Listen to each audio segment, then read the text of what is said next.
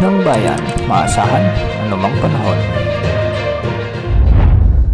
Magandang araw po sa ating lahat. Narito na ang pinakahuling update sa lagay ng ating panahon ngayon at sa magiging lagay ng ating panahon sa susunod na 24 oras. Sa kasalukuyan ay patuloy na nakakaranas ng maulap na kalangitan na may mga kalat-kalat na pag-ulan ang malaking bahagi ng Mindanao, Eastern Visayas at Palawan at dulot ito ng umiiral na Intertropical Convergence Zone. Samantalang easterlies o ang mainit na hangin pa rin ang dominanting weather system na nagdadala ng malinsangang panahon sa Luzon at nalalabing bahagi ng Visayas. Dahil nga sa pag-iral ng Intertropical Convergence Zone ay makikita natin sa ating satellite animations na may mga pag-ulan ngayon na nararanasan sa malaking bahagi ng Mindanao, lalong-lalo na sa may Caraga Region, Davao Region, Soxargen at Zamboanga Peninsula. May mga kalat-kalat na malalakas ng pag-ulan din sa bahagi ng Bangsamoro Region at Northern Mindanao.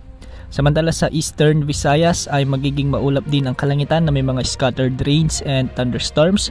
Dulot pa rin ng umiiral na ITCZ. Ganitong panahon din ang inaasahan sa Palawan, lalong-lalo na sa may Central Palawan na ilang araw nang nakakaranas ng mga malalakas na pag-ulan dulot ng nasabing weather system. Pinag-iingat natin ang ating mga kababayan dito dahil posible ang banta ng mga flash floods at landslides. Para naman sa lagay ng panahon sa Luzon, malinsang panahon ang inaasahan sa maraming lugar ngunit may mga thunderstorms din na siyang magdudulot ng mga pag-ulan lalong-lalo na sa Cordillera Administrative Region, sa Ilocos Region, sa ilang bahagi ng Cagayan Valley at ilang bahagi ng Central Luzon.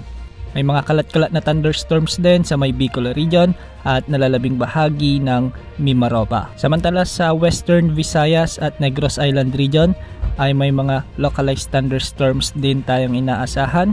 At ganitong panahon din ang posibleng maranasan ng Cebu, Bohol at Masbate lalong-lalo na ngayong gabi dulot ng mga thunderstorms. Sa kasalukuyan ay wala pa rin tayong namomonitor na LPA o bagyo na posibleng pumasok sa ating area of responsibility sa susunod na 3 araw. Ngunit base sa latest outlook ng GFS model ay posibleng may mamuong sama ng panahon sa susunod na linggo. Ayon dito, posible itong mabuo sa may West Philippine Sea at lumakas bilang isang bagyo. Dahil malayo at matagal pa, posible pa ang maraming pagbabago ukol sa outlook na ito.